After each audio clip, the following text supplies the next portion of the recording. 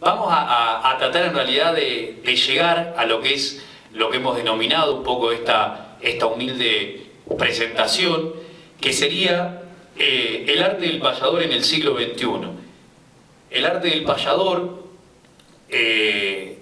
viene, como bien ya algo comentaba Carlito, desde tiempos inmemoriales, pero con citar algunos de los nombres simbólicos y más tradicionales de nuestro ámbito, quizás un poco resumamos esa parte que ya muchos le hemos escuchado y vengamos más a los nuevos tiempos y cómo creemos que se encuentra inserto el arte del payador, lógicamente con los payadores, dentro de la actualidad con todo lo que eso encierra, ¿no? Pero por nombrar algunos, que incluso tienen que ver con la zona donde yo nací y me crié, cómo llega más que nada a la popularidad o al oído de todos el arte del payador, seguramente a través de nombres que cruzaron por la historia y no ha sido de gusto. Nombres que fueron un poco mezcla de mitos y de realidades, ya que hay fundamentación fidedigna de cada una de esas corrientes para que cada uno se dé también por convencido o no, si existieron o no. Caso de Santos Vega, que tiene su monumento, que tiene su lugar donde supuestamente descansa, que tiene sus fiestas, como por ejemplo en La Valle, una parte después que se extendió a San Clemente del Tuyú, que se honra todos los años, y que tiene que ver supuestamente con la imagen del payador tradicional, que luego el progreso representado en el diablo fue quien venció el tradicionalismo inicial, digamos, de la patria cantada, que fue el payador. Sin embargo, en mi pueblo se han podido rescatar algunos documentos, por ejemplo, en la iglesia Nuestra Señora de los Dolores, que es la iglesia principal que está enfrente a la Plaza Castelli, donde, por ejemplo, hay una documentación que dice que una tal María, viuda de Santos Vega, vuelve a contraer matrimonio. Y decían que en esa plaza, justo la que está enfrente de esa iglesia, había una persona con ese nombre que coincidía incluso con el tiempo aquel de Santos Vega, que cantaba improvisando a los transeúntes. Quiere decir que una mínima documentación puede llegar a ver para esperanzarnos de que en realidad ese diablo no fue el progreso, sino que fue un payador mendocino que se llamó Juan Gualberto Godoy y que venció por conocimientos más modernos, por decirlo de una manera, a la tradición gaucha de Santos Vega.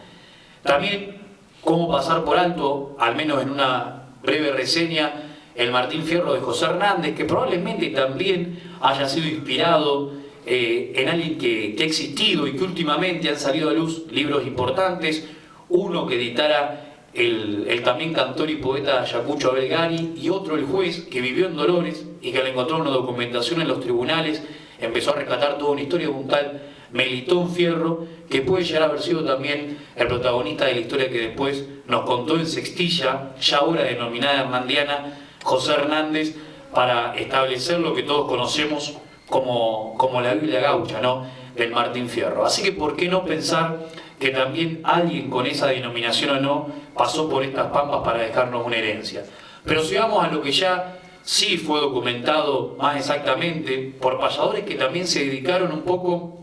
a historiar de su propio arte, ya que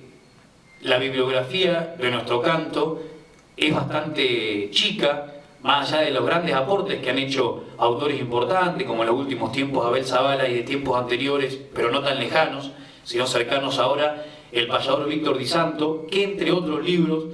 nos dejó uno, incluso que salió después de su propia muerte, sobre Gabino Ezeiza, que fue quien profesionalizó el arte del payador. Cuando alguien nos pregunta de qué nace el payador como un trabajo artístico, nace justamente de un lugar que fue el circo criollo, que tanto tuvo que ver también con la cultura autóctona argentina, pero a través de un payador que incluso no era criollo, que era un payador urbano, como lo fue Gabino Ezeiza, que empezó a trabajar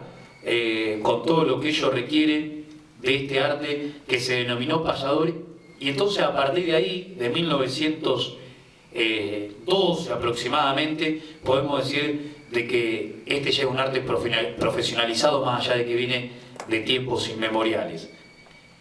Pero más a esta época, para seguir acercándonos al siglo XXI, podemos decir que, bueno, después de la época gloriosa de los grandes payadores, de Gabino Ezeiza, de Ramón Vieites, de José Bettinotti, de Villoldo, que muchos incluso lo conocieron no como payadores, sino como autores de tangos importantes que después llevaron a la popularidad desde Gardel, Magal y un montón de otros, incluso hoy contemporáneos, artistas del tango. Podemos decir que en el año 1955, a mitad del siglo pasado, sucedió algo que por esas cosas de la vida no tuvo una intención que tenía ese destino, sino que por un problema, digamos, de una epidemia que había, no se podían hacer determinados tipos de espectáculos, y rescataron un par de empresarios, uno se llamó Dalton Rosas Riolfo, que venía incluso del fútbol, otro de apellido Riverón. Hicieron como una selección de payadores uruguayos y una selección de payadores argentinos y recorrieron los 19 departamentos uruguayos en lo que se denominó la Cruzada Gaucha. Esa fue un poco la época de oro que tuvo en el siglo XX, a mitad del siglo XX, así como lo tuvo al principio a partir de Gabino Ezeiza y de Bettinotti, el arte del payador, y también se lo trajo a nuestras tierras porque esos mismos protagonistas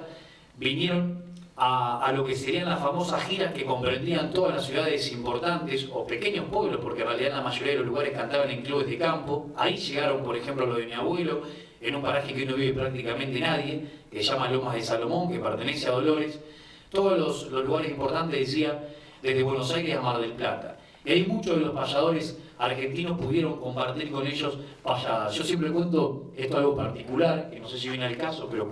como en este caso soy yo el que tiene la posibilidad de transmitirle esto a ustedes, puedo contar algo que pasó en mi familia, que mi abuelo, una anécdota bastante particular, sin salir prácticamente de Lomas de Salomón, o sea, de un pueblo campesino, de un paraje, que ya digo que ahora creo que vive una o dos familias nomás, pudo improvisar con los más grandes payadores. Porque en la época de la Cruzada Gaucha y después de ella incluso, que venían todos los payadores a hacer esa gira de Buenos Aires a Mar del Plata, paraban en Dolores, y en Dolores iban al Club Defensa en la ciudad, que hay fotos que registran esos momentos,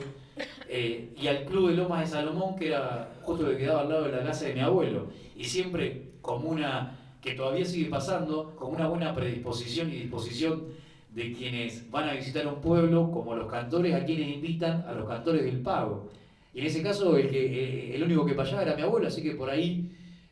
al que invitaban siempre para todos los encuentros de payadores era mi abuelo, que se llamó Enrique Repeto, y ya digo que sin salir prácticamente de su propia casa llegó a payar con los más grandes, como que un guitarrista vive en un campo y bueno, se ve que todos los guitarristas pasan por ahí y se pongan a tocar estilo pampeano con ellos.